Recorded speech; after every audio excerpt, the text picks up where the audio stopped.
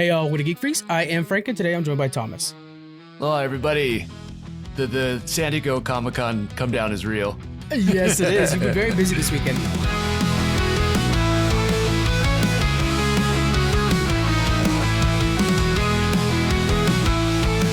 We're going to talk a little bit about Fantastic Four. We're going to be talking about San Diego Comic-Con and your stomping grounds over there. And then we have an interview with Cindy Mich, who was, she's a journalist who would cover film festivals and then just decided to start her own. So now she has a pretty big film festival out of Nashville. So we'll go over that as well. So first, let's get into Fantastic Four. We've watched it a weekend ago now, so now we've had a little bit of time to digest this. What are your impressions of that movie? Yeah, I hate to bite someone else's line because, he just said it so well. I mean, Brandon Davis just kind of said, like, I really want to love it, but I really, really liked it. And I think that's kind of where I'm sitting now. And I felt that same way about Superman. I was like, I really like this. I was like, I don't know if I love it yet. And then the second time I watched it, I was like, oh, I love this. So I could feel that way about Fantastic Four. But I think there was just so much more I wanted. I want to see Reed stretching more. I want to see Ben and Johnny just hazing each other even more. I want to see like the sympathy out of the thing more. And so I don't think it's a shortcoming of the movie, but I think it's me knowing and reading so many Fantastic Four comics. I can see the extent of the characters and I'm like, oh, it was just like an appetizer and I want like more entree, if that makes sense. You do a lot of research when a new comic book movie comes up. It's amazing how much you do, but I think that might hamper you a little bit because you know the potential. You're right. I think in this case it kind of did a little bit. Yeah. I think that they had to take time to really make Vanessa Kirby's Invisible Woman the star of this in many ways, and I think that's a good move. I've noticed that Shackman, he also did WandaVision. He knows how to write women characters, I think, because I think the same sympathy I felt for Scarlet Witch, I kind of felt for Vanessa here in this as well. Yeah. I want to be careful here because I saw some people online that had, they are also women. They have a better female take. They're like, she's a little stereotypical, but we did like her. So there we go. Yeah, but I do like the fact that she was actually a mom, but had other things going on that she was excelling at, right? I mean, with the Future Foundation, being like really the leader of the team and also like the heart of the team, and then negotiations and stuff like that. Like she was kind of an ambassador and stuff for the Fantastic Four and the Future Foundation.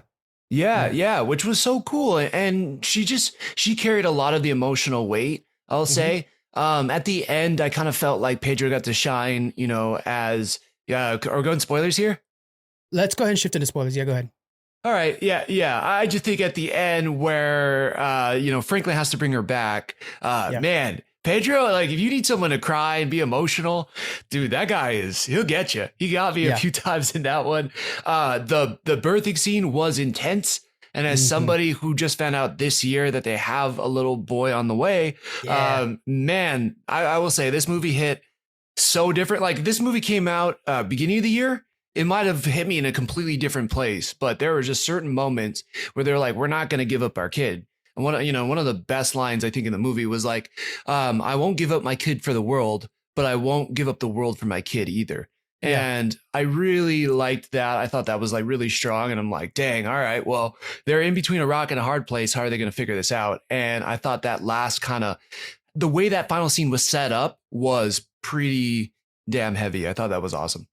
And that difficult question, I think, sets up like it's perfect sci-fi, first of all, but it also sets our characters up to kind of let Reed show off his personality. The idea that, first off, he's not literally like letting that idea go out there, but he knows logically, like, this is the way to do this, frankly. And in struggling with that kind of fatherly instincts and the smartest man on earth, and those two kind of going back and forth, it's really interesting to see how Pedro played this character. I would say the best performance out of Pedro this entire movie was when he looked back and he told, the crowd, I don't know if we're going to be okay, because I don't know. He delivered that line with so much pain and desperation that I just thought that's what I would wait for, to hear that. So while I think that he might have missed the mark on some of the, I would argue, arrogance of Mr. Fantastic, I think he hit it in the fatherhood side of it. Yeah, well said. It's just like blind intelligence. Like he just like knows the answer. So he kind of overlooks the complexity of it sometimes, or like the emotional complexity, maybe. You know what I mean? Because it's like, for us, it's like, oh, I hope, if I say that, I hope I don't hurt their feelings. Or if I say it, it's like, I hope I don't make someone mad. He just like, so I think that's the thing for me. He carried a lot of weight. He did a lot of different things in this movie really, really well. I'm of two minds here. I love Pedro Pascal. There's not one thing he's ever been in that I haven't really liked him in that role. And I also really love Reed from the comics. Right. And so do I think that there was a perfect blend there from the one time I watched it? Not really. And I think that's kind of where it didn't quite land. I thought all the other castings were perfectly spot on. Vanessa Kirby by far stand out. I need to see more of Eben, being the thing, I think. And then Johnny, a different Johnny too, but I think Pedro was I like this Johnny though, frankly. Yeah, I think this Johnny's just a different interpretation. Yeah, totally. And I think the difference there is like, this is a different kind of, like I was saying, like it's not cocky, it's passion. Like this is just a different kind of Johnny. When I think Pedro is like acting very well, he's portraying a character very well. Is it Reed Richards? Not the one I'm familiar with. And so maybe this will be just how the MCU one is. And I've heard, we've heard that, well, actually, this has been just simply negated since we talked about it on John Accepted. He's not going to be leading the Avengers, but this seems like the one that could be leading the Avengers someday. Like he has enough of that compassion to make that possible, because otherwise he's too cold and calculating, I think, to be actual Avengers leader. Yeah, I'm really happy to hear that they've kind of negated that, to be honest. Like I felt like Vanessa Kirby, in the one role maybe I didn't say earlier, is like I felt like she was the actual leader of the team. Right. And I liked her strong and Invisible Woman has led the Fantastic Four before, so it's not like it's out of left field or whatnot. And I thought that she just seemed stronger in a lot of ways to me. And I don't know. I'm kind of glad to hear that he's not the leader. I mean, if anything, it should be Captain America. They still have a lot of legwork to do in the eyes of the public, I think, when it comes to Sam Wilson, but he truly should be the leader, just like what we got with Chris Evans. If you're trying to say he's the Captain America, we need to see that from him. And this Reed, to me, he also has to win me over in a lot of ways. So I think he's going to be able to shine in the Malice storyline, because then they're going to be their leader's going to disappear, and Vanessa Kirby, hell or high water, is going to be Malice. That is like her goal, is to play Malice. So I think there's going to become a time when she's separated from the team, and we're going to see the rest of the team stand together without her. She's the glue. So it'll be interesting. Yeah, definitely. On the other side with Johnny, one thing I like that they also did was it kind of reminded me of the Hickman run, where he almost gets this moment to be the team savior, to sacrifice himself, to make the sacrifice play. And you wouldn't be the guy that crawl over the wire. I'd probably cut the wire, like the Tony Stark thing. But like, I really like that they gave him that thing. Very surprised there was as much Johnny in this movie as there was. Like, he was way more of a main character. Like he is, but I was just surprised by it, if that makes sense. Well, I think with these four characters, unlike we would say like Avengers, or really, frankly, any other team, like they have to take turns taking them. And we see that all the time. Like right now, I'm actually reading the Hickman stuff too. And it's the Council of Reed Richards, and it's the Celestial Attack. And so like, clearly that's a Reed Richards story. I mean, you're not going to see a lot of the Thing or Johnny in that. So, and even Vanessa, or even Mrs. Invisible or whatever. I keep saying Invisible Woman. There we go. The names. Even she's kind of like acquiescing to like, all right, I know you're doing smart guy stuff and I'll leave you to it. And it's like, that's a shame. He could use your support, but it's just how the situation is. He's pushing your way. On that note, one thing I really did like is that this was the smartest I think the team was. Like everybody was pretty smart in their own way. Yeah. Like Ben they really leaned into his aviation knowledge. I thought that was super cool. Yes. Johnny, they gave him that linguistic ability. I've seen some things online. People really didn't like that. But I think it was kind of cool in that he had a role, and that they made him smart in his own way. Obviously, Vanessa is like managing the world's governments and stuff. So she was going to be busy. Plus being a new mom, I don't know how. So it was kind of cool to see the team all intelligent. And I think no better scene kind of portrayed that was that when they were escaping from Galactus and Silver Surfer was going after them, Sue's giving birth, and they're all trying to figure out a way to kind of, stop the Silver Surfer from getting them. I thought that was so cool, so well done, and such a cool like team dynamic. Yeah. And then there's that line that was, I thought maybe like I know that she wants to play that character Malice. So I'm like, okay, is she going to incorporate some of these lines that show, that other side of her, the darker side of her? And when she says, kill her, Johnny, and that's not something you hear in the MCU very often. Right. Kill her, Johnny, kill her. Like, it was a demand. And then he said, she's coming after your nephew, kill her. And it was like, son of a, yeah, you're right, but damn. That hit. Yeah. You're like, damn. Oh, yeah, you're right. That really did surprise me. That was one of the, for a movie that had so much lightness and positivity and happiness, like there were some pretty dark moments, like that was one of them for sure. Sue at the end was pretty dark. I actually did feel worried about Ben when he got launched by Galactus and he was just going up in space. I was like, dude, that's going to hurt. Like, I don't know where he's going to go, but I was worried about them. I think the most worried I was again, full spoilers now. When Human Torch, when Johnny was going to, like you said, hey, tell my nephew I love him, yada, yada, yada. And he's going for that kind of sacrificial run. I thought, oh shit, are they going to do the negative zone story here? And he and Galactus are going to go to the other side. And suddenly you have that story without him. That's kind of a way to get to that story. But then Silver Surfer came in and just looked dope as hell. So it worked out well. Dude, you just blew my mind. Because then I was thinking, if they did go that route, we know that we're getting Spider-Man Brand New Day. Do you get, at the end of Spider-Man Brand New Day, he gets teleported to another universe and then he gets to join the Future Foundation? That would have been sick. But that would have been dope. They obviously didn't go that route, but that would have been cool. Yeah. So, we got a full coverage. I mean, I think we talked an hour about this movie over on Challenge Accepted. It was immediately after we watched it that night, up late. So I want you guys to go over there and check that out if you guys want full discussion about this. Spoiler free, then spoiler filled. So join us over there. But while we're here, out of 10, what are you giving this movie? Right now, it's sitting at an 8, and I think that's being a little generous. I almost want to do 7.5, but I'm at an 8. I really liked it. I really thought the performances were strong. I was thinking back to it too. I think some of the humor was a little flat for me, and I wanted to see more of the villains. Like I want to see the cut where we get the Red Ghost.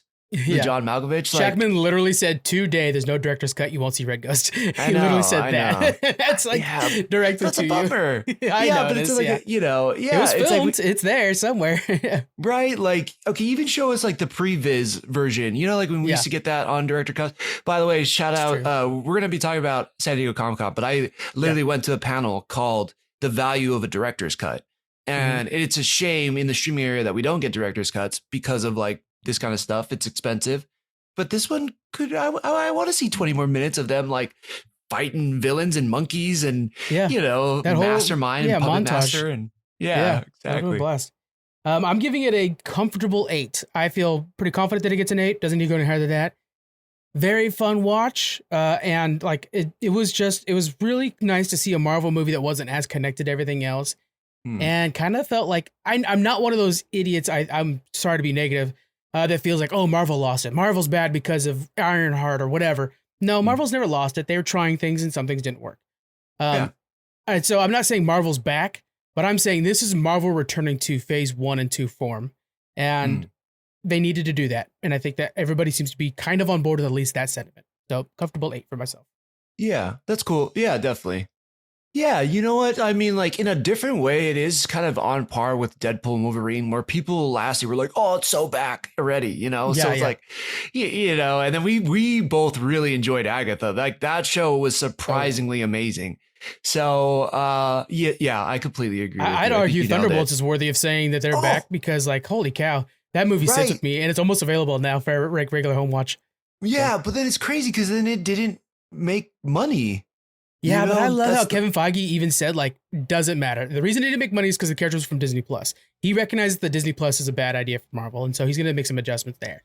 But I like how it's not that we didn't spend enough money. We didn't, listen to our writers. No, everything was good about that movie. It just didn't get known. I'm glad he took that away. Yeah. Hopefully they're learning the right lessons. Hopefully the leaders above Feige aren't going to try to force him to, which they already said they're not gonna, but it's good that it's not about pumping out content. It's just about creating quality stuff. And I have no doubt they can get there. Yeah. All right, we're going to be shifting our discussion over to San Diego Comic-Con.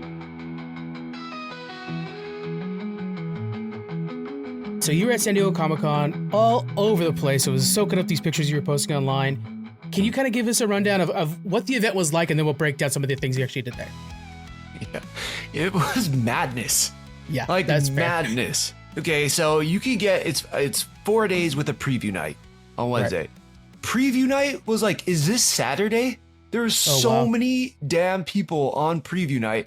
I was like, okay, it was actually my birthday that day. So I was like, oh, okay, you know, and 2 years before I waited, I was like, I'll shop another time. It was my first San Diego Comic-Con. I was like, I'll wait, you know, I want to just soak it all in, take the pictures, everything. And then that year I had to wait like 3 hours for like one X-Men thing I wanted. I was like, never doing that again. So this year I was like, I'm shopping on preview night. It was insane. I couldn't wait there was like shoulder to shoulder. It was a madhouse from the jump this year.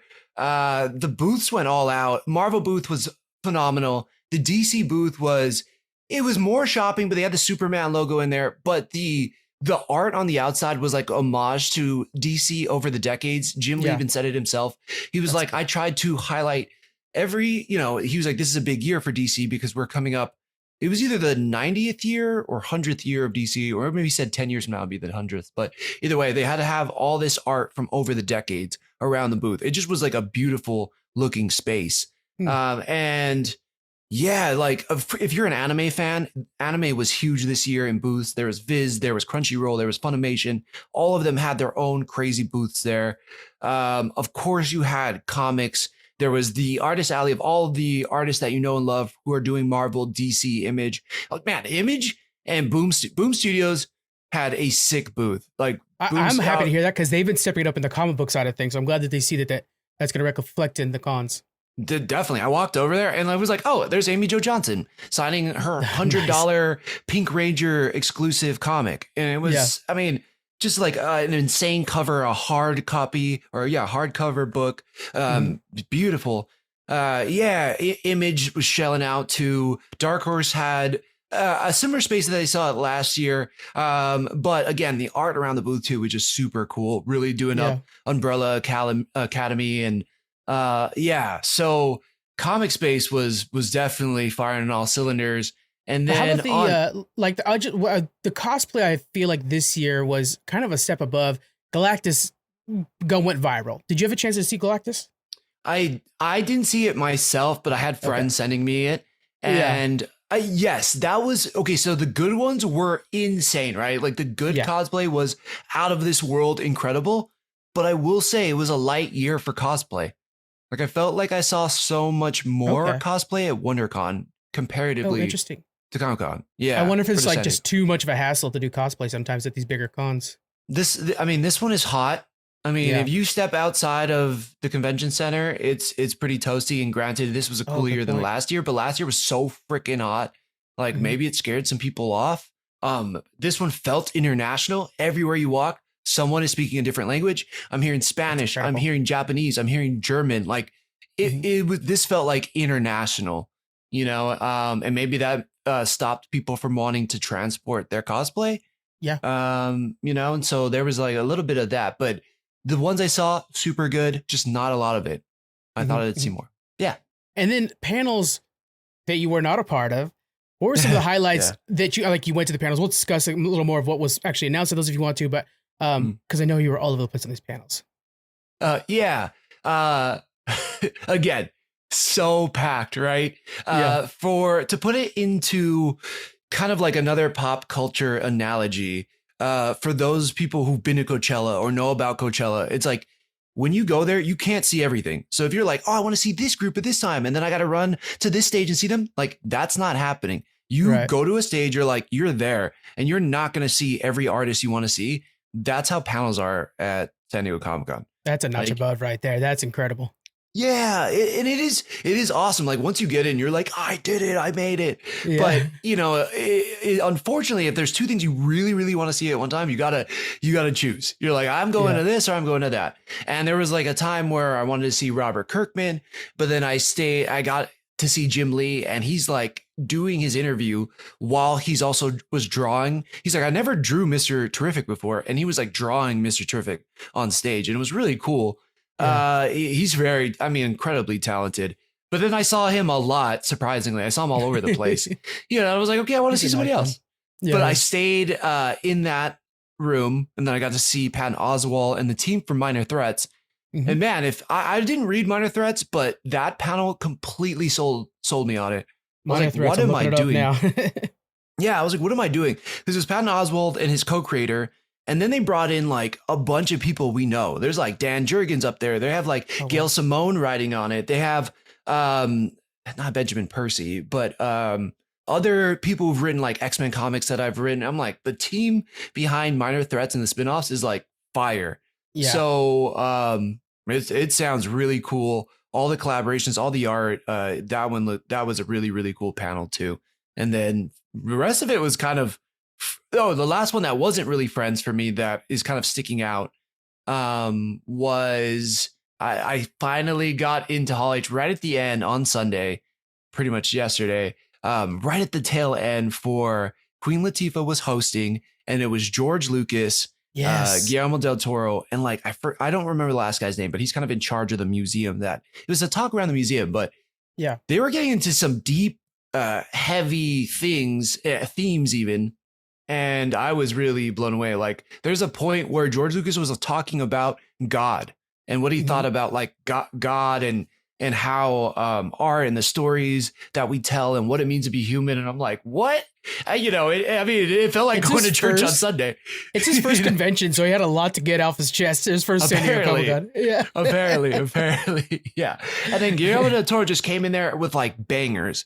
Like he was talking about AI, and he was talking about creativity, and he was talking about art, and he talked about what it means to make art, and then to be a fan and to be a collector. And I'm like, geez, so phenomenal. And then obviously Queen Latifah is a queen, and she was navigating this conversation really, really well. So she has a great on stage presence. So I'm sure she nailed that. That's great. Yeah, that's the one panel I couldn't watch. The ones I wanted to watch, like luckily people, black girl nerds did a great job of like posting a lot of the videos and stuff like that they did. But yeah, I couldn't catch that one. I was like, oh man, that sucks.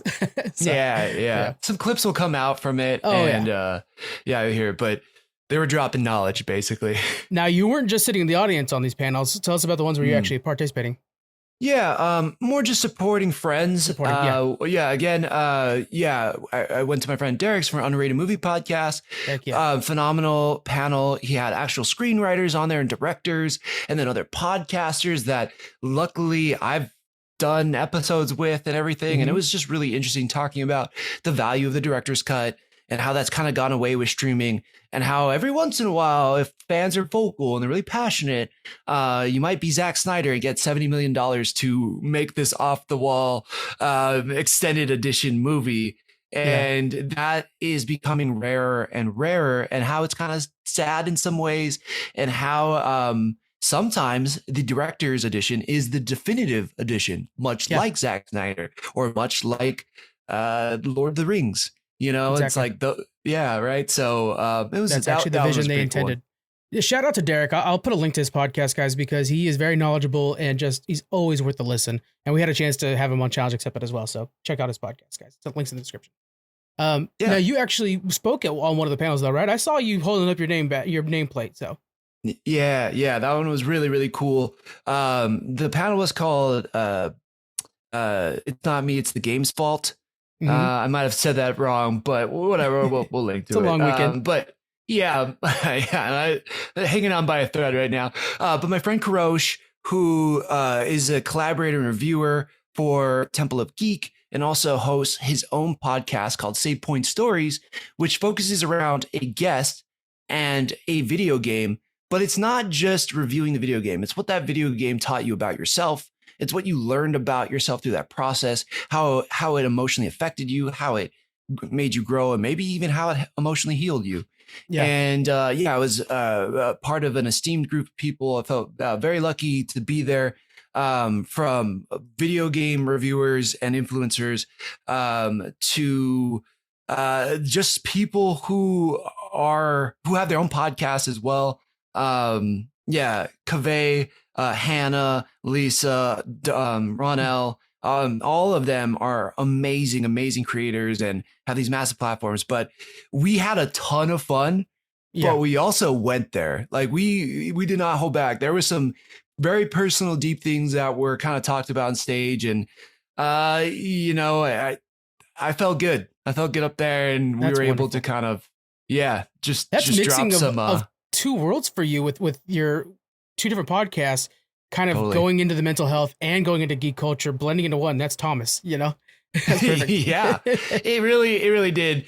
Yeah, one of the questions was, you know, is there a video game you kind of associate at different points in your life and has, you know, obviously changed you in some way at a certain point in your life? And I was like, man, I feel like this question's targeted because you know the answer to this. And yeah, you know, I told him, yes, you know, I survived this plane crash, and there was a lot of kind of connections, a funny game, one that is very hated, and I talked about this a lot, but Marvel's Avengers, which was kind of like a stepping point for me back into gaining a little bit of confidence and gaining some friends and meeting friends, and also like being brought into all these different game chats and groups, because I was like, I'm going to be the best at that game.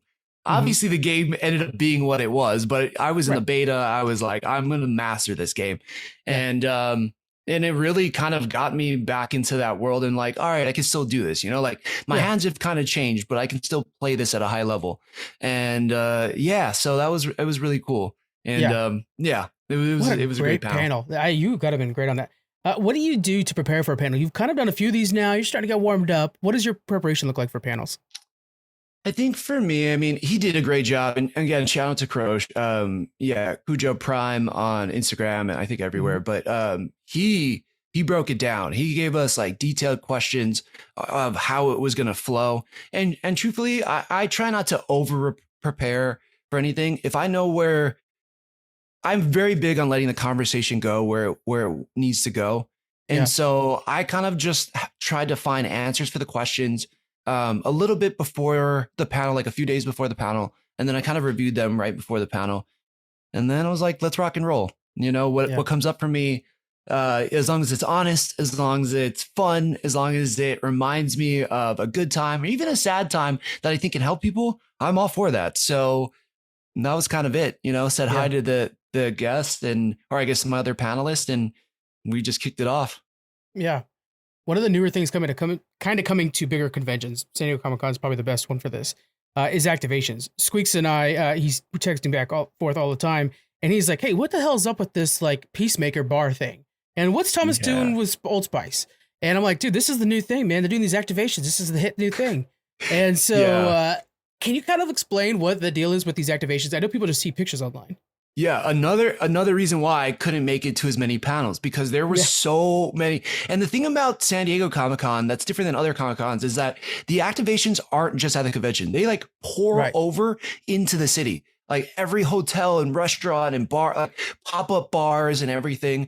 There's obviously the Paramount Lodge that they have all their different characters and they have games in there and stuff. The Peacemaker thing was like, you know, they hosted a party called Peace Fest that looked like the intro to Peacemaker. And then James Gunn came out and John Cena, and they did their party there. I was lucky enough to be asked to do the Old Spice and DC Superman activation.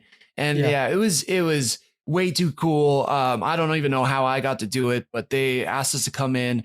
It was crazy. We got to kind of jump right in there. There was like a film crew. And then they were just kind of telling us how each part of the activation worked, which was there was a phone booth, like a photo booth, but that was a rocket that looked like it just crash landed into the cement. Inside, there was all of this Old Spice. And then there was an iPad on the ceiling where you would take pictures that would do like a photo booth thing. And at the end, you got to like hit the button, and then it would shoot out what Old Spice it thought that you needed.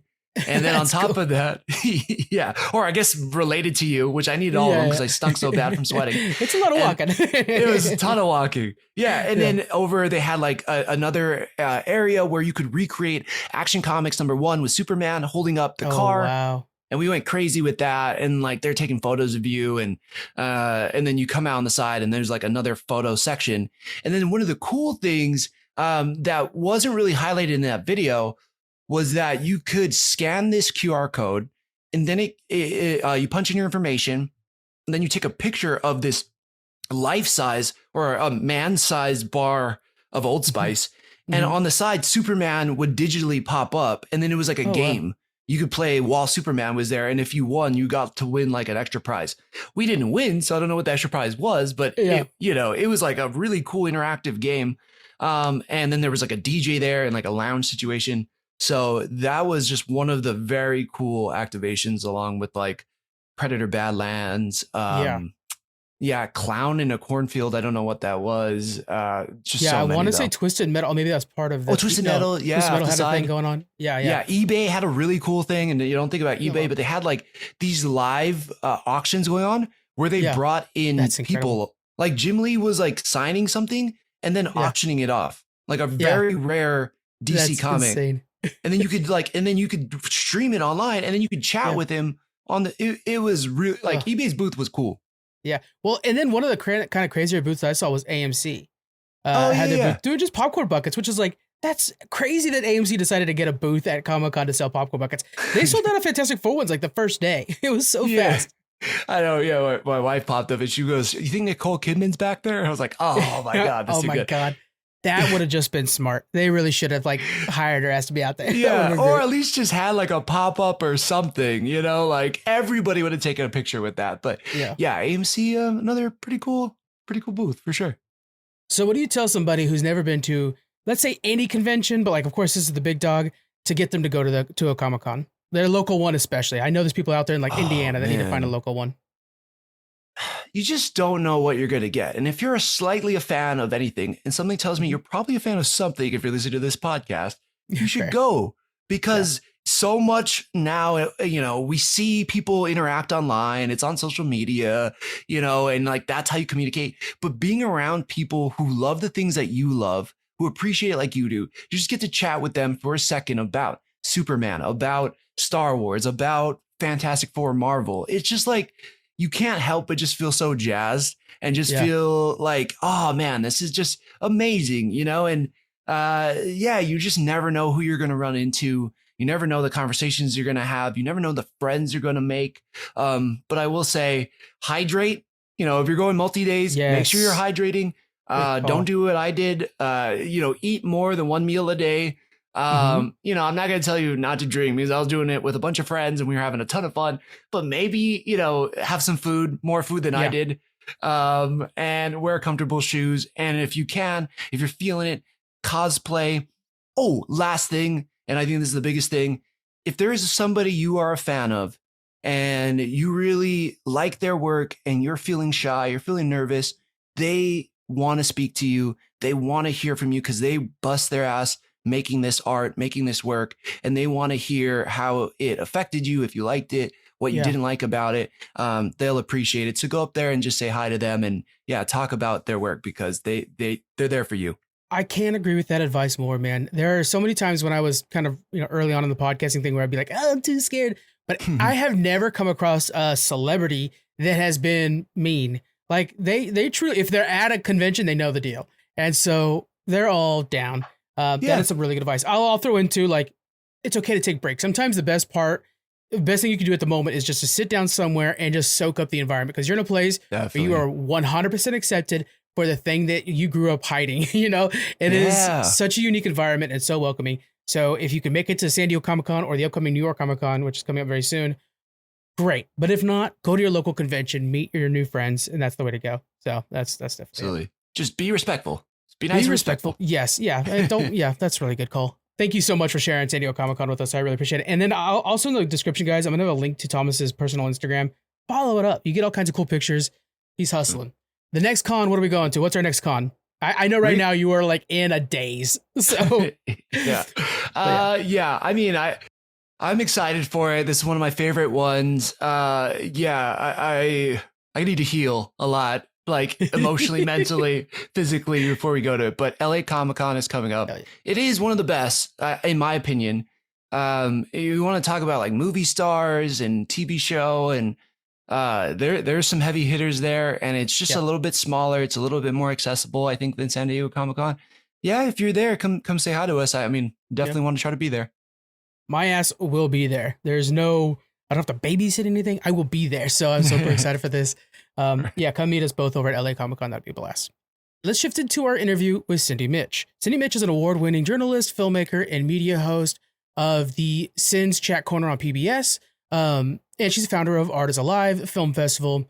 She's also a seasoned film judge, magazine publisher, and content creator, producing everything from short films to teaching creative writing and broadcasting. Her work focuses on amplifying underrepresented voices in the arts. Here is Cindy Mich.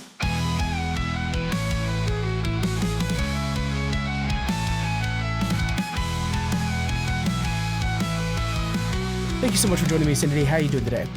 I'm doing well, actually. That was quite overwhelming. I keep thinking you're not talking about me. That's a lot. It is a lot. I was like, okay, what do we add? What do we cut? It's so much. There's so much Just more give to it all. There you go. Yeah.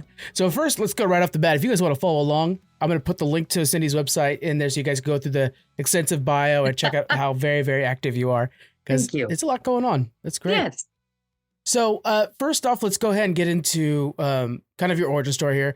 What first pulled you into journalism? Because it's such an endeavor, and nowadays especially, it feels like you guys are having to go faster and faster and faster. What pulled you into that? So I have to say that most of us, most artisans that I deal with, or people in my industry in general, usually come from difficult backgrounds, and I'm no different. My childhood was complicated. My life has been pretty traumatic. And what do we do with that? We create art with that. So when I was about 8 years old, I thought, I'm going to be really smart. I'm going to be an artist. I can draw this stuff. I know I can. And I kept drawing stuff and I kept thinking, this sucks. And that didn't work out for me. So I got to about age 10. I'm like, I'm done with this. And so I was very grateful to have an English teacher who believed in me very much. And she said, let's get you into this contest. And I won it. My first award was like at age 14 or 15. And ever since then, I kind of had the bug to just keep going and going. I wish I could tell you that I finished my journalism degree, but I had children instead. Children went out. So luckily, very luckily, I've been able to achieve all the success that you had mentioned without having a degree, which is not easy to do nowadays because people don't take you seriously without that piece of paper sometimes. It's hard. Yeah, they think the paper matters more than experience, and frankly, it does not. So how do you push that upon somebody that you're trying to approach? Like, hey, don't worry about the piece of paper. I'm going to deliver. Well, I'm a smart girl. I live in the Midwest and I also live in New York City. So when I'm in the Midwest, I approach places like MATC or some of the other colleges or places like if I want to teach, I'll say to them, hey, I know that you will take people who aren't necessarily degreed, but I have like 25 years of experience. And a lot of times that's enough. In New York City, it's a given. I can go almost anywhere because they're so much more open to the idea of people learning and growing and maturing and getting into the arts. So it says not that it's not important, but it's not their number one over there. So I kind of have to learn my audience. So I kind of get away with it. And the longer that I go on and the more successful of a track run I have, it speaks for itself. I mean, it clearly says I know what I'm talking about. Right. And over the years, have you realized or have you noticed with the birth of social media, things like TikTok, that people want to have more of this personable experiences, somebody who's actually been on the field over something that's like, don't worry, this says I know what I'm doing? Yeah, interestingly enough, I started in radio and then I progressed to all these other things. And one of the things that most of my followers would say to you is the number one reason we stay with her is because she's real and raw and authentic. And moreover, I'm honest, which means I do not tout a product because I take money for it. I tout a product because it's good and authentic. Likewise with doing stories, I am very open about my opinions on everything on my social media and otherwise. I don't hold back in terms of that. And I'm also very big on holding mainstream media and other places accountable. I think it's important. We all have a story to tell. We all have an opinion. I'm not trying to silence anyone. However, at the end of the day, you have to be honest and you have to allow for other opinions and you have to do fact checking. And nowadays, I feel like a lot of that is just going to the wayside.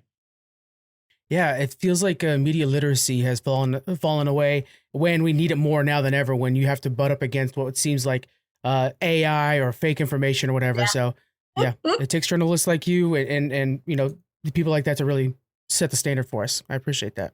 I appreciate you saying that. Thank you. Yeah. Now you were kind of hesitant about jumping into the broadcasting. What made you make that first leap? So ironically, somebody found me, and I think it was on one of those internet-based radio platforms. And he said, "I've been following some of the work you've been doing and writing and otherwise." Because I had never considered radio, because frankly, I think I sound like a boy. I still say that. I do. I feel like I sound like a male, not a female. Hmm. So this guy called me up and he said, listen, I'm going to talk to you about this platform, Blog Talk Radio. This is when I was first going on and stuff like that. He's like, listen, I think you're great at what you do. What's the worst thing that happens? So I went to a musician friend of mine here in Milwaukee and I said, listen, I'm thinking about this, but isn't this crazy? I'm like, I'm a writer. I don't do this kind of stuff. I don't know anything about it. I have no training in it. And he said, F it. What's the worst thing that happens, right? So I said, all right, go big or go home. The very first interview I did was with one of the Real Housewives of Orange County. I thought if I was going to go, let's go for a TV personality. Let's go for someone recognizable. Yeah, 3 seconds away from passing out, scared to death. And here I am. I've done like 450 shows and it's like 11 years later. And now it's almost like second hat to me. But it, to some degree, I'm still not sold on myself. Like I still think I don't sound like a radio voice and I still sound like a boy. But you guys tell me, go listen to my radio and then you could tell me. Oh, those links will be in the bio, guys. Make sure you click around and follow that up. Thank you. 450. After 450, what do you wish you could tell that day one start? I think what I would probably say to myself is, you probably should have stuck to this because you decided to go do all this on camera stuff and you used to be able to sit in silk pajamas, hang out. Nobody's looking at you. You don't have to worry as much about editing. It's a lot easier. And I just think it's just that platform allows itself to a little bit more freedom than some of the other ones do. You know what I mean? Like if I go on camera, people are watching how you look, how you sit, what you wear, how's your face, they can't help themselves, whereas with radio, I hope and pray that it's the content they listen to. I'm always about, I don't care what I look like. I want you to listen to me. But I guess sometimes I have to do this to get them to listen. So in that regard, I would have said, yeah, Cindy, maybe you should have stuck with that a lot longer and then decided to switch over. Now, today with podcasting, such an everyday item, such an everyday medium for a lot of consumers, do you feel like radio might be suffering, or is radio just finding a new era? I think to some degree, radio might be suffering only because of the fact, and I don't mean to insult anyone, but nowadays it seems as though there are 5,000 podcasts showing up by people that have almost no experience. And there is a difference between formalized radio with trained hosts, friends of mine that have been in the business for a long time, and they've earned that respect and that audience and that trust. Anybody nowadays can call themselves an influencer or a podcast host or a news reporter or whatever have you. So I think the credibility of radio might hurt. I do think it is possible. And I'm even seeing radio stations embrace podcasting in a bigger way now. But make no mistake, I still think it's a slippery slope because we need to make sure we define the difference between a newbie and somebody who is actually a veteran in this field, who's really staffed and professional. Yeah, it sounds like it comes back to that trust in your host again, like we were talking about beforehand. That's what it comes down to when you want to sustain that audience over time. That's great. You betcha. You want them to trust you because otherwise nowadays we're in cancel culture. One wrong move and people are on social media yapping about it all over the place. Right. Yeah. Yeah. You have to be able to surpass that sometimes. I mean, that's just how it is. You have been in all kinds of medium. Which medium do you find is where you really thrive? It sounds like radio might be, where your heart is, but where would you rather go? Oh, at the end of the day, I'm still a 10-year-old little girl who's writing because she's good at it. And because I truly believe, it might sound cliche, but it's true. Words are magic. Words have the ability to make people feel something or to feel inspired or motivated or entertained and engaged. That sort of thing doesn't come from every medium. I want to say that the radio shows are great. They tell me they're wonderful, but there's just something about sitting and writing, and then you get that tickle in your tummy and you get excited. So at the end of the day, it's always, for me, some form of writing. I do write a radio script to some extent, but the magazine, I think, is really... that's where you see a lot of real Cindy with her writing and it comes alive there. Yeah. How do you choose where a story needs to go? That maybe this one's more fit for the podcast or for radio or for a magazine. How do you choose that? Well, sometimes they choose it for me. Like, for instance, I have my radio platform is now at the point where I think we're at like 203,000 based across like 18 different states and 5 different countries. Whereas the magazine hasn't been around as long, the newer magazine. So that's like an 8,500 per issue. So a lot of times if people want to get seen more, they're automatically going to gravitate over to radio. Sometimes, of course, they want to go to TV because now TV is at like 2.5 million. So that's like the big dog. So sometimes it Yeah. really comes down to I need to be seen in a bigger way. So they choose. I work with a lot of publicists who oftentimes will come to me with clients and they have needs.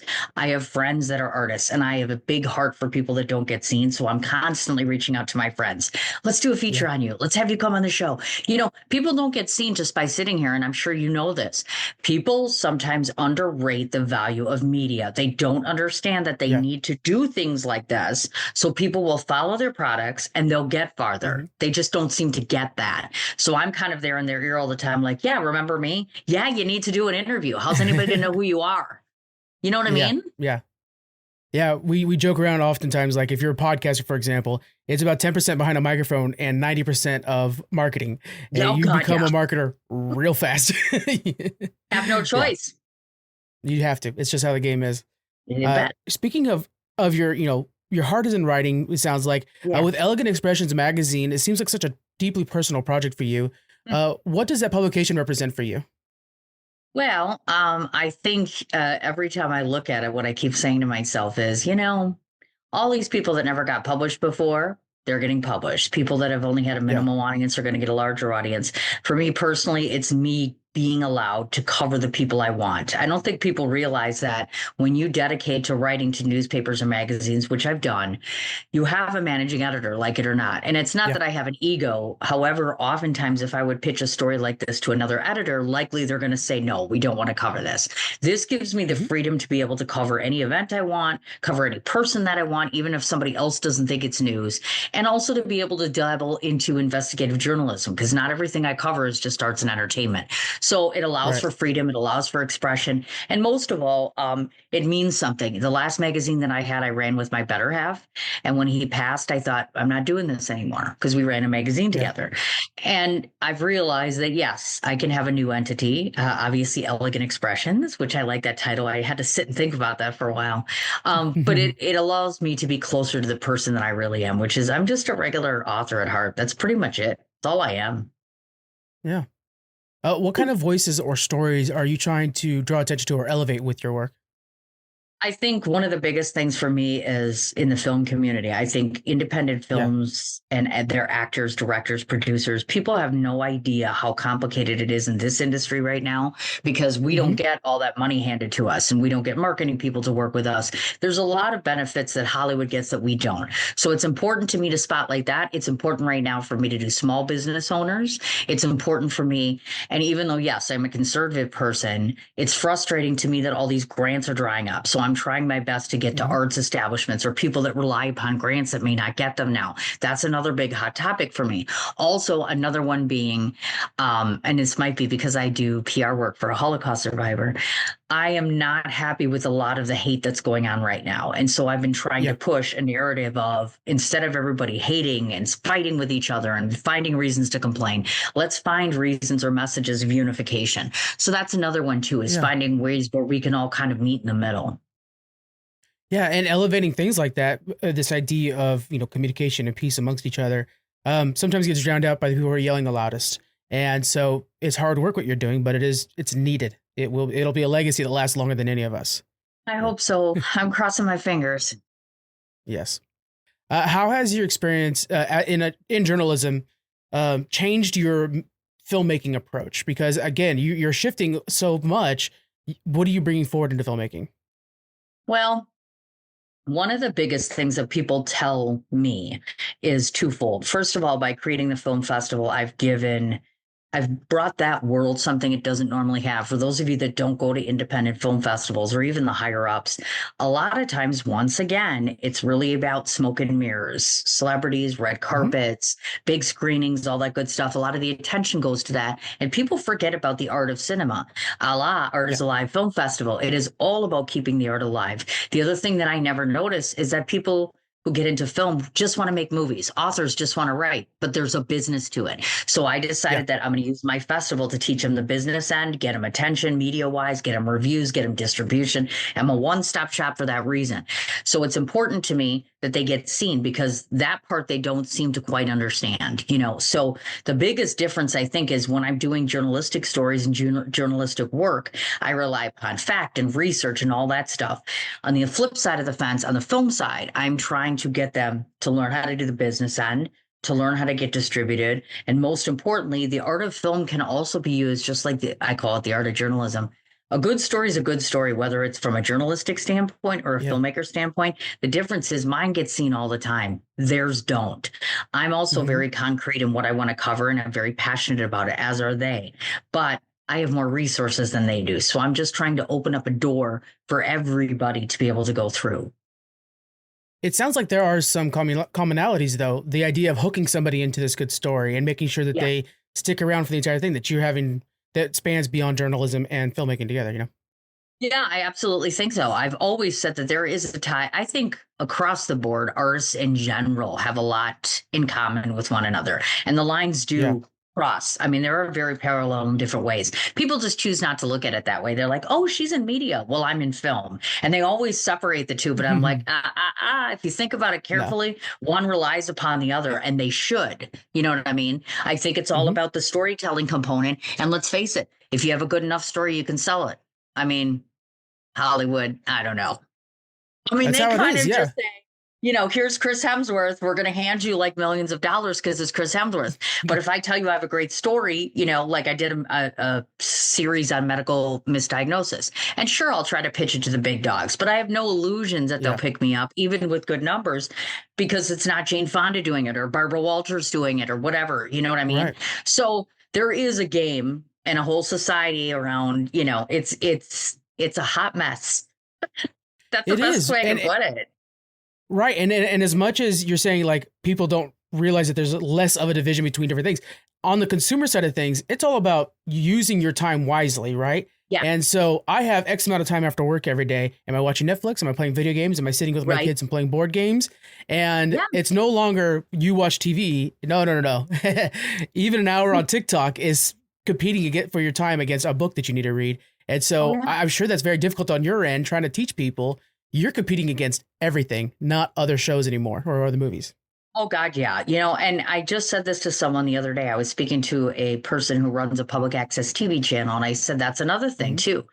People don't realize how much competition there is. I mean, I'm all over public access television, but I'm still competing against the big dogs. People don't take you as seriously, even with my number, because it's not mainstream media, because I'm not on ABC or NBC, or I'm not Kelly Ripa. I tend to think my stories are better and longer, which is exactly why I have yet to be on mainstream. Now, that is the ultimate goal, is to get like a 30-minute talk show or whatever.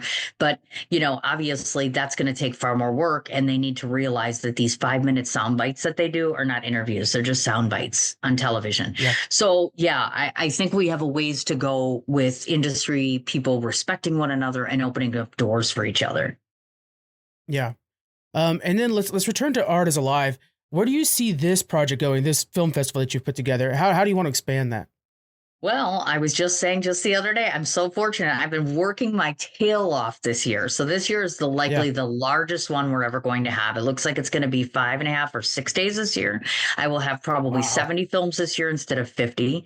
In addition to all the stuff, the interviews and the reviews and the Q&A panels and networking, I am now able to distribute not only to public access TV, but drive-in theaters, regular theaters, along with doing we're looking at doing streamers, like more of the big streamers, trying to get a deal put together and stuff. That's a Hail Mary, of course, because chances are great that probably won't happen. Right.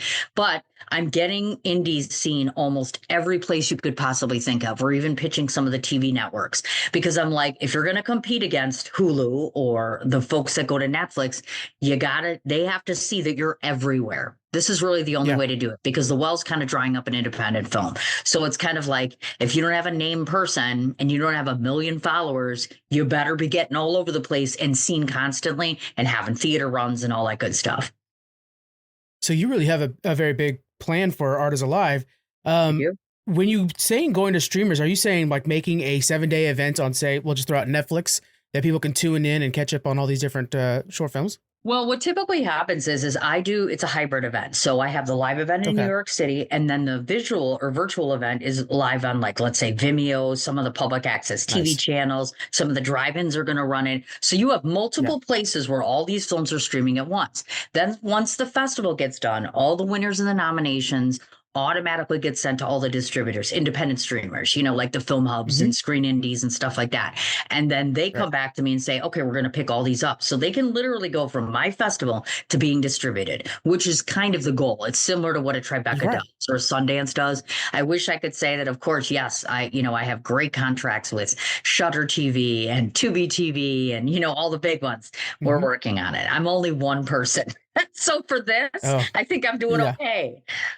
Well, and we talked about all your hats, so you are doing everything that's literally humanly possible to help these indies out, and I'm sure they appreciate it. Yes, they do. That's what I hear anyways. Yes, they're very appreciative, and I appreciate them too. There's a passion too, what we see with indie comics and some of these authors that are coming up. Yeah. There's a passion that you do not see in Hollywood anymore, that just they want to do it for the art.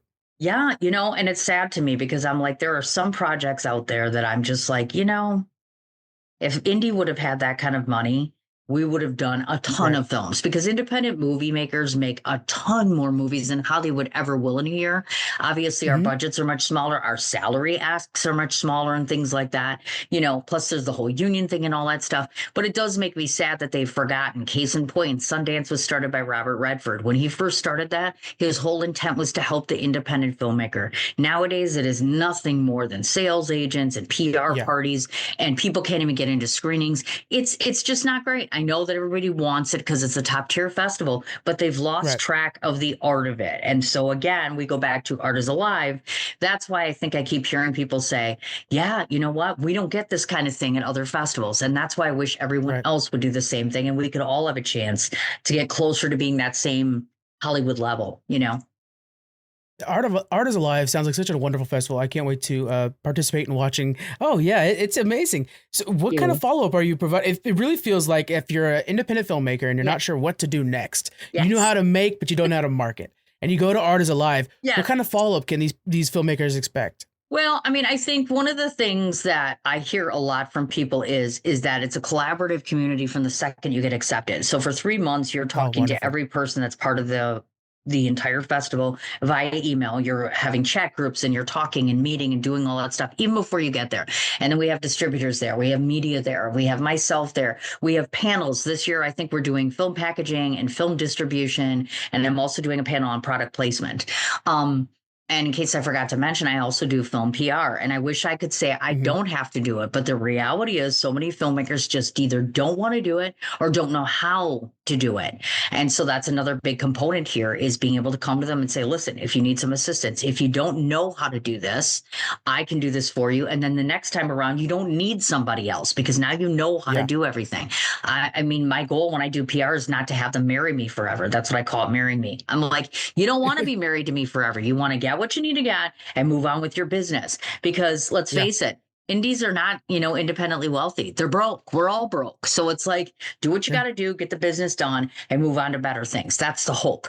So I've kind of inundated myself so much into film that sometimes I forget that, yeah, you're the journalist. Remember that. So that's when I reel myself in. Festivals only once a year, by the way. So the rest of the time I am in media, and I also cover film festivals. I think I'm doing 10 this year total. I was just at Tribeca recently. That was, that's always lovely. So I always make it a point to go to other festivals. I collaborate with other festival heads. I collaborate with other journalists. I'm always saying to people, I need to find a way to work with you, because I truly mean it. I really do want to work with people so that we can both get better. Yeah. For those of us that might not necessarily participate in film festival, but we see the little logo that are on, DVD covers. Well, that's how shows how old I am. DVD covers on posters on Netflix. There we go. Yes. What are some of the misconceptions that people might have for film festivals? The biggest one that I hear all the time, and I've called people out on this, is it's just a scam. They just take your money and they don't do anything for you. So here, I'm going to spell out the way it is. So I am a film festival. I'm a one-man band. I do not have 50 million sponsors. So if the average person, let's say I get 100 or 200 submissions, and let's say you charge $35 a head, and they, so that's what, $3,500. Now think about the fact that I have to do a 5-day film festival. I have to rent a place at least $500 a day, and that's for 6 days. Yeah. So that's basically everything right there. Then you have to consider, I have to find volunteer judges. I have to do laurels. There's so much to be done. So it frustrates me that people say, Don't take your experience from 2 festivals that maybe were scams, because I won't lie. Some will just take your money. Some won't even watch the movies. Some will just automatically recuse you for whatever reason and they don't care. Some will bring media in that don't watch the movies, or they're just terrible at it. So I think that A, there's a misconception that we're scams. Number 2, that we do nothing for you. That's wrong, because a lot of the stronger independent film streamers want to see a solid film festival track record. They want to see nominations, wins. They want to see interviews, reviews, things like that. We can provide you with things like that. Number 3, what they also don't understand is they can get educated for a cheap price. I don't charge more than like $20, $25 for a film panel, and you go inside, you learn the basics of film distribution, and you walk out smarter. Or you learn how to do, if I ask a person, do you know what product placement in film means? Most of them don't know it, and most of them have never used it. And nowadays, I got a guy in Hollywood who just got $800,000 in product placement. Now that's Hollywood, but it can be done on an indie level. So I think people need to stop looking at it as it's just a festival. Oh, unless it's not Tribeca, it's not important. Well, you go to a top tier festival, you're going to get different things than you might think. That's what I'm going to say. We treat, we're indie friendly, and we serve our filmmakers, and we're good to them, and we give them the services that they need. But again, not all of us are like that. I wish I could say everybody was. So I think those are the 3 biggest things. Is you have to remember that we are there to serve you, and we're doing it basically almost never for profit for ourselves. So clearly this has to be a passion, because only a mentally uninclined, like a mentally unstable person would give up this much of their time unless they were passionate about it, because you're nuts. Okay. It's a lot. Well, in that experience, you're not going to get anywhere else. Nobody's going to give that to you, for nothing. Right? You have to go and meet the community, and learn, so that you can become experienced and then share with the next generation after you. Thank you. So I'm like, I think people really need to understand that we are there for a reason. And if nothing else, we need to work together. And like I said, there's a lot of stuff that I get from filmmakers. I've got great friendships from filmmakers. We now work together regularly. We also help each other out. We find out things, gigs, stuff like that. There's always referral stuff going on. So it's not like it's a one and done. I have people that come back to my festival every single year because they just like it. That tells me something. I must be doing okay. So leave us alone, folks. We're trying. And join in on the fun, not just leave them alone. Join in. Thank you. Same thing. I get that all the time from my Comic-Con people as well. Yes. Yeah. So Sin's Chat Corner, let's talk about that a little bit. Can you share with us about Sin's Chat Corner? Okay, so Sin's Chat Corner originally was my radio show name. It is still my radio show name. I'm going to be going back to radio soon, in which case I'll be doing probably 4 shows a month, because I just don't have time to do it as much as I used to. But Sin's Chat Corner, I like that so much that I transferred it over to have my name be the same for public access television. So about a year and a half ago or so, I decided, well, if the big people on television don't want to take me, and everybody seems to say I'm a great journalist, maybe I should go to the next level. So I had this bright idea to approach not PBS yet, because there's particulars about them that's different. So I went to every public access channel in every state, and I drafted a nice pitch. And I said, hey, listen, do you think you'd entertain this? They watched my stuff, and then 18 states said, well, of course we'll take your content. And I was thrilled. I mean, there's parameters for public access, like you can only run from like 24 to 54 minutes, and you can't advertise. So I found a way to monetize it. That's another thing you have to learn how to do. But I collectively learned that all these different states, that combined totals like 2.5 million followers or subscribers. I'm like, that's a really good number. That's a great way to get my word out. And the nice part is that I got to do, they're not location centric. Like I did a show with loved ones who have incarcerated individuals, or I did another show about mother-in-laws, or with my Holocaust survivors. These are universal stories. So this is more of me being the journalist and doing different stories that people want to hear in various states. And so it's taken off quite nicely. I always laugh that the only thing I don't like about TV is obvious, because I have to film it myself. So, I always have to take a camera person, and I'm on camera. We have to be in a studio and stuff like that. But it's a great experience. And now I'm excited because they're really embracing it and saying, bring us your short films, bring us your feature films, bring us your podcasts. They are really wanting content. So I'm very, very lucky that I have a nice established relationship, and that fortunately none of them so far are at risk of closing down or whatever have you. So I'm just very blessed that they're saying, we actually like what you have to say, and people are giving me great feedback, and it's going well. That's good. Now, you mentioned Ben a couple of times, the Holocaust survivor. Can you tell us about Ben Lester and that project? How do you deliver such an important story? Oh boy, Ben Lesser. So I met Ben through a publicist, actually. I saw her post something on social media about the Holocaust. I have had a soft spot for the Holocaust and Holocaust survivors, and I've interviewed them and read books, and Mhm. it was an interest of mine for a very long time. And so Yeah. I approached Jennifer and I said I'd like to interview Ben, and then I went to Las Vegas. This is for public access, and I met him. And we did this interview, and I sat down with him afterwards, took my hand, and he said, Cindy, we need your help. And that was it after that. I mean, he just Oh, locked me wow. in 3 seconds. I was like, how do you say no Yeah. to a 95-year-old Holocaust survivor? I Yeah. think one of the things that I'm most impressed about Ben is his unending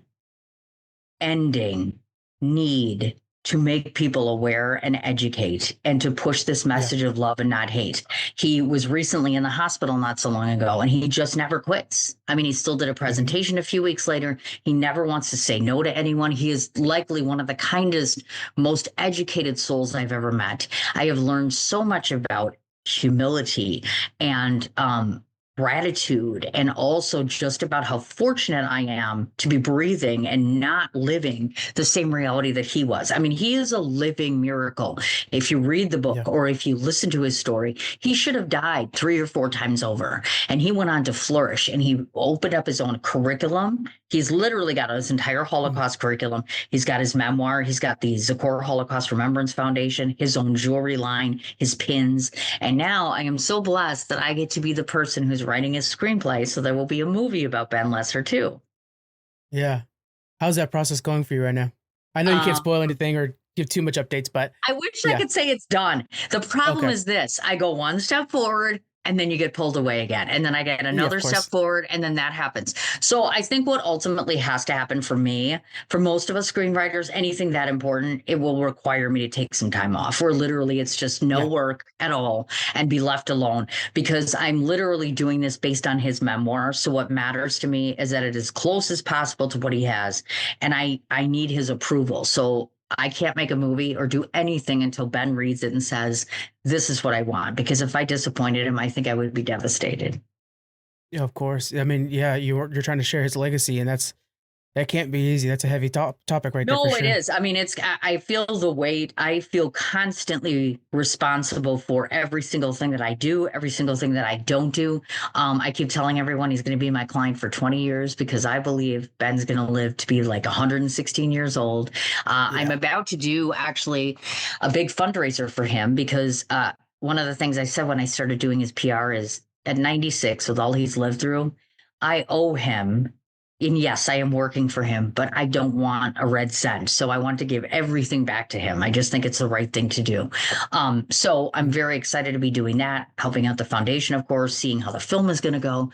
It's just, I can't say enough about how important it is for all of us to remember history and not Yeah. forget the lessons that it teaches us. Yeah. When Ben's story gets closer to completion, I would love for you to let me know so that we can make sure to echo and share that story as much as we can, because that sounds like a project that I just cannot wait to consume. That sounds amazing. I know it is. It's overwhelming, actually. It really is. It's frightening. Yeah. That's all I Yeah. can say. I and with everything else you got going on too, like to have that focus on certain projects and give them the weight they deserve, I it's know. amazing. Balance is um, rough, let me tell you. It's a challenge every day. I Like, what can't do I work imagine. on right now? And I need an intern. Like, if anybody's watching and you want to work with Yeah. me, hello, can you tell that I'm a Yeah. little not always keeping it Links in the together here? description for the contact Yeah. us page, guys. Get in there. If you don't mind, I'd like to cut a little bit closer. Yeah. Your partner unfortunately passed, and you had to pause your work. What what helped you decide you had to get back into your work? Mm. Well, let's see. What I can say is this much. We had he had cancer, so we had gone through a year worth of treatment, and so we had never considered the possibility that he wouldn't make it. So we were always on the same path.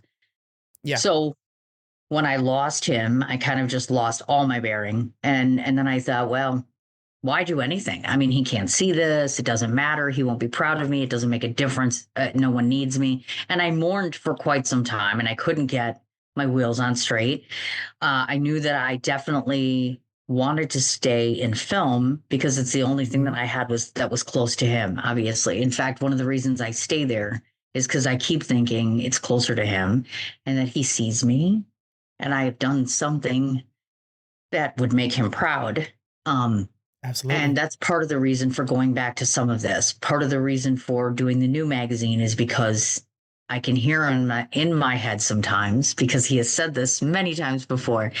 Cindy gets so nervous about doing this and then she aces it every time. And she's such a professional and such a pro. And I'm so impressed with her. And there's a lot of people that need help. There's a lot of people that aren't inspired, and there's a lot of people unseen. And so I keep telling myself, well, apparently I'm good at something, which means that I probably have a responsibility to do this. I would be lying if I said, well, if I thought he wasn't watching anymore, I'd probably quit. So I have to believe that in some way he's seeing these things, probably shaking his head too, like she's ridiculous. Because there's lots of things I should be doing that I'm not doing.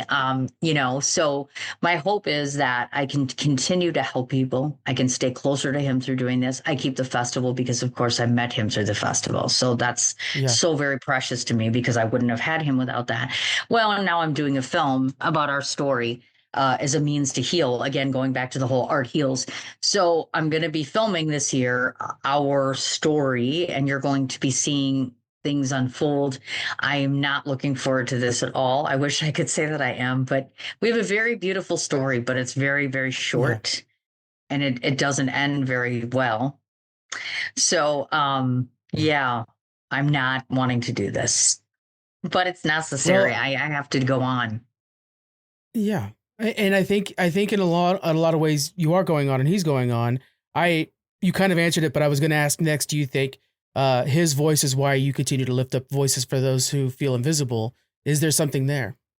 I do think so. I think many times in the past year and a half or so, I've made it my business to keep his voice alive. He used to say all the time, she became my voice. Patients often lose their voice once they get sicker and they need an advocate. Well, I was his advocate well before he got sick. And so in his passing, I've been his advocate, whether it was to pitch a place to get a monument put there in his name, or get a bar stool actually named after him, or making shot glasses. I have an entire website dedicated to him and all of his work. I have his t-shirts. I have any available option that I ever get an opportunity to be able to distribute his work, I do it. Or I get a chance to be able to put him someplace, or post him, or use something he did to inspire people. I do it. If I could write a book, I would, but he would hate me literally, because he's told me I cannot do a book. That was when he was alive. No books. Yeah. He used to say no fuss over him. So I'm really hoping he's not upset that I'm actually doing a movie that features, well, him and myself. Yeah. But I guess if he's that mad, he'll do something about it. I think they can haunt people. I don't know. That's what they say. I don't know. But I do. And it's not just for Michael. I have done that through my festival, like the voices of Mila Hudson, who passed away, John Gallagher, Frank Vincent. Yeah. I am huge on making sure that people that leave shouldn't be forgotten. That's a very important thing. You're forging Michael's legacy now. What legacy do you want to leave behind? Good question. Well, I have to say that I've been working really hard on becoming the best version of myself. I think when I met him, I became much better. He's definitely made me the best I could be, but I'm always working on improving this person. The woman that I am at 55 certainly wasn't the girl at 25, and that's a good thing. I'm constantly hoping that when I'm not here anymore, the hope is that people will say that she was compassionate and that she was sincere, and more importantly, that she was passionate, somewhat selfless. And hopefully they'll forgive me for being so self-sabotaging, because I'm not very kind to myself. None of us are. And that's the most human thing I think you could say. Yeah, it's true though. I'm like, no, I love everyone else but the girl sitting on the camera, but I'm working on that too. Yeah. Hearing your story, I know that there's somebody listening right now that's inspired by all these hats you wear.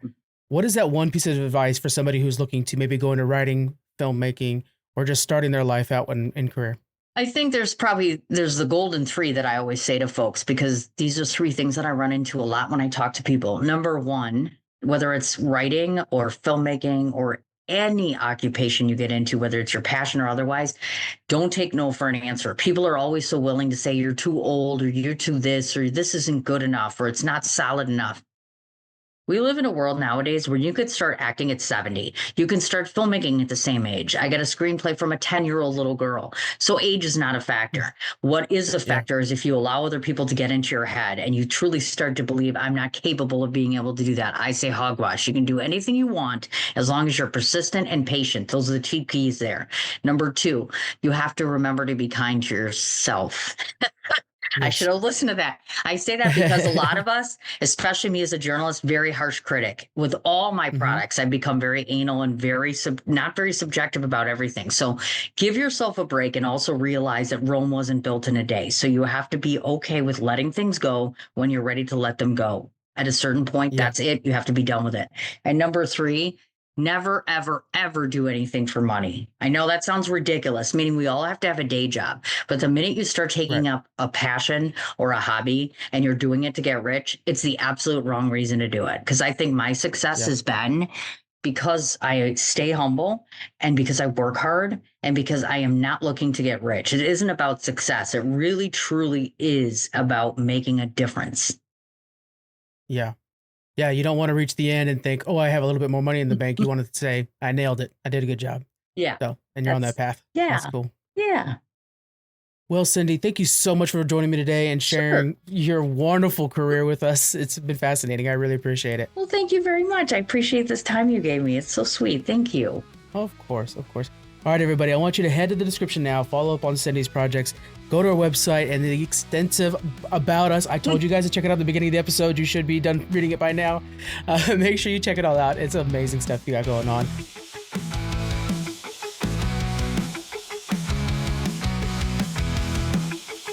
All right, again, that's Cindy Mich. Make sure you guys check out the link in the description, learn more about Cindy, and follow her story. Thomas, I know you need to wind down. What are you recommending people check out right now if they're trying to hype up for maybe Superman, Fantastic Four? What's on your list? Yeah, one thing surprising I talked a lot about, Hacks. If you've not watched Hacks on HBO Max now, that is one of my favorite comedies that's come out. So that was kind of out of nowhere. I'm about to jump back into the Peacemaker to rewatch so we can get ready for it on Challenge Accepted. Yes. Yeah. And I also Strange New Worlds is back, so I'm pumped about that. I just got through episode 1, so is this the last season? No, they have they're going for 5. 5. Okay, one more after this. Okay, cool. I love Strange New Worlds. You got me into Star Trek, and yeah, it's been so fun. They killed it also all over Comic-Con. Yes, they did. And in marketing and whatnot. And then comics, there's just so much. I want to give a shout out to 2 amazing creators I got to speak to. Philip Kennedy Johnson, he's a DC writer. He's currently writing, his book will come out, I think in September, don't quote me on that, but it is Adventures with Superman, the Book of L, dropping on DC. Nice. Very just, oh man, like I got such a different conversation with him that was just so emotionally deep, connecting to like father to like future father. It was pretty amazing. And then also hearing his ideas about Batman as a father, especially with Batman with Damian. He's also writing that series, so go check that out. Yeah. And then the last one is Nicole Maines, absolute sweetheart. She played Dreamer on Supergirl for 3 seasons. She also at the end was like, went to DC herself and was like, I don't want to see this character die. Can we bring her to the comics? And they're like, yes, why don't you write her? And she's like, what? And then so she got a DC crash course by like experts at DC Comics and is now writing, I don't know what it is, her like 6th or 7th series now called Secret Six. And it's a bunch of like misfits in the DC universe, but it's almost like the way I take it is it's like the Runaways for DC. They're like kind of villains and they're kind of on the run, but they're not trying to be bad, but they kind of have to be bad. So it's pretty cool. That's a good pitch right there. Yeah. Oh man, Nicole Maines. Yeah, she's so good on Supergirl. I really liked her on there, and with Brainiac 5, that relationship's so cute. So yeah, check out that. That's that's cool. Yeah, for me, boy, that was really good one. So Peacemaker season 1, yes, rewatch that, and right now they're releasing a companion podcast with it. That will be going episode by episode, and then it's also going to release with episode 2, so you can listen to Challenge Accepted, then that podcast every week for Peacemaker. But it's actually got James Gunn and his wife and the whole cast, so check that out. Yeah, and then right now, like I said, I'm going through the Hickman run for Fantastic Four, and season 3 of Marvel Rivals is out now, so climb those leaderboards, guys. Let us know how that's going if you're enjoying Marvel Rivals. And that's about it, really. Yeah, it's a good time. So, yeah. Yep, absolutely. It's been a great time. Sorry, the dog's going crazy in the background. She's You're like, all right, man. Time to take a nap, Dad, or a walk. All right, everybody. Thank you very much for hanging out with us. Please follow all the there's a ton of them in there. All the links in the description. Check them out, and we'll see you guys on the next Geek Freaks. Bye.